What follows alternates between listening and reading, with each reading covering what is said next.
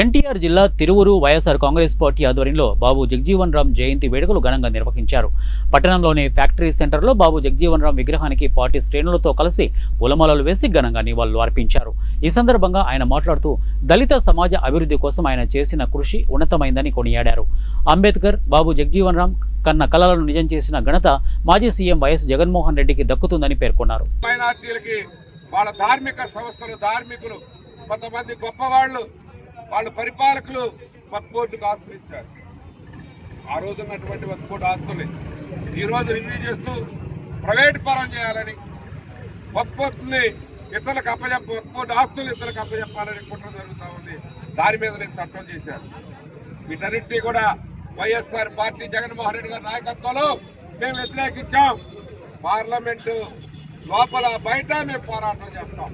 ఈరోజు పార్లమెంట్లో ఆ వక్ఫ్ బోర్డు సవరణ బిల్లుకి మేము వ్యతిరేకంగా ఓటేసి మా పార్లమెంట్ సభ్యులు రాజ్యసభలో, లోక్సభలో మా యొక్క విధానాన్ని మేము తెలియజేసే జగన్మోహన్ రెడ్డి గారి విధానం. మేము లౌకికవాదానికి కట్టుబడి ఉన్నాం. మా అధినేత జగన్మోహన్ రెడ్డి గారి ఆదేశాల ప్రకారం అన్ని విషయాల్లో మేము మరి మైనారిటీలకు రక్షణగా నిలబడతాం. అటు క్రైస్తవులు ఆందోళనలో ఉన్నారు. ఈ మధ్యనే ఇటీవల ఒక సంఘటన జరిగింది. ఒక పాస్టర్ గారి హత్య మిస్టరీగా మారిపోయింది. అదేవిధంగా ముస్లిం మైనారిటీల మీద దాడులు జరుగుతూ ఉన్నాయి, వాళ్ళ ఆస్తుల మీద దాడులు జరుగుతూ ఉన్నాయి. వీటన్నింటినీ కూడా తీవ్రంగా ఖండిస్తూ ఉన్నటువంటి పరిస్థితి. ఈరోజు జగన్మోహన్ రెడ్డి గారు లౌకికవాదానికి కట్టుబడి ఉన్నారు. కాబట్టి లౌకికవాద శక్తులంతా కూడా జగన్మోహన్ రెడ్డి గారిని, వైఎస్ఆర్ పార్టీని బలపరచాల్సినటువంటి అవసరం ఉందని చెప్పి తెలియజేసుకుంటా ఉన్నారు.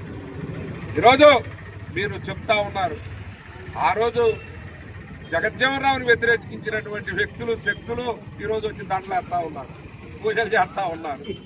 ఆ రోజు ఆయన నిరాదరణకు గురి